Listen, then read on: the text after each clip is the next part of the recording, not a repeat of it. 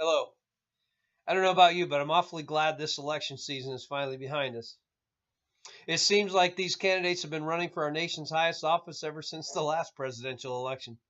It's no wonder it seems nothing gets accomplished in Washington. Everybody's too busy running for election or re-election. But what are the Christian responsibilities toward government? I mean, we understand we all have a civic responsibility to vote, but how does that responsibility extend beyond the election? That's what I want to talk about this week. And I want to begin by looking at Romans chapter 13 in the first 5 verses. Paul says, everyone must submit himself to the governing authorities, for there's no authority except that which God has established. The authorities that exist have been established by God. Consequently, he who rebels against the authority is rebelling against what God has instituted, and those who do so will bring judgment on themselves. For rulers hold no terror for those who do right, but for those who do wrong. Do you want to be free from fear of the one in authority?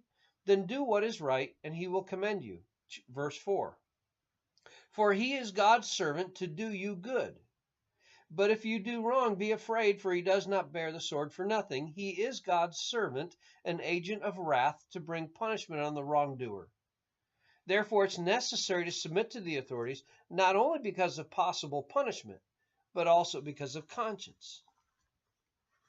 You know, corrupt governments did not start here in America. There have been evil governments ever since the days of Noah.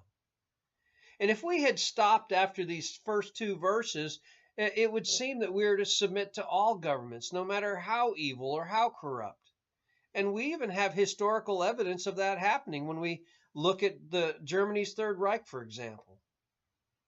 But the belief that we should submit to corrupt governments would contradict many passages, not the least of which is found in Acts chapter 4.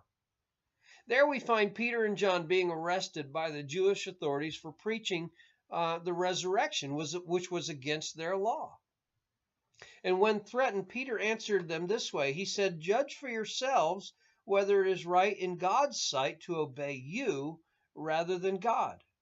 For we cannot help speaking about what we have seen and heard."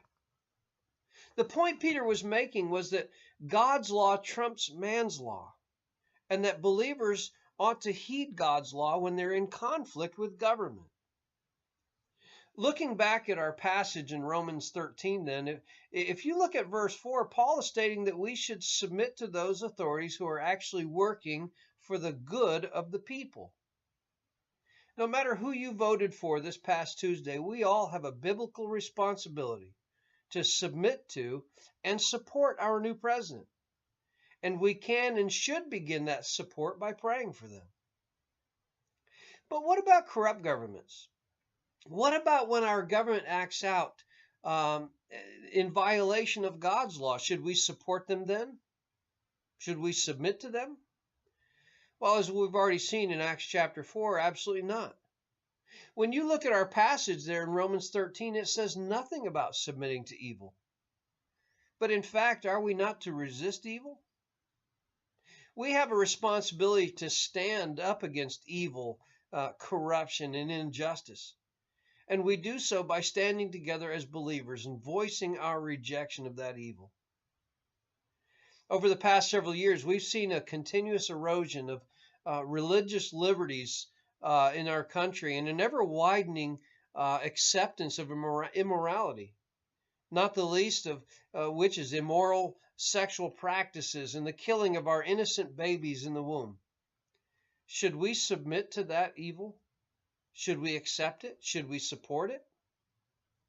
Isaiah prophesied about this day when in chapter 5, verse 20, he says, "Woe to those who call evil good and good evil, who put darkness for light and light for darkness, who put bitter for sweet and sweet for bitter."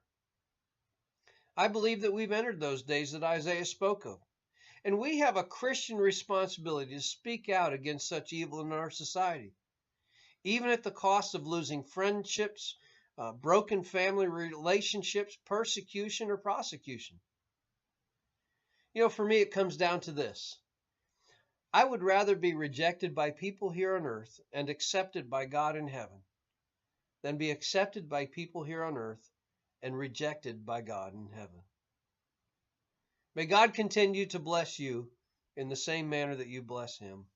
And thanks for listening.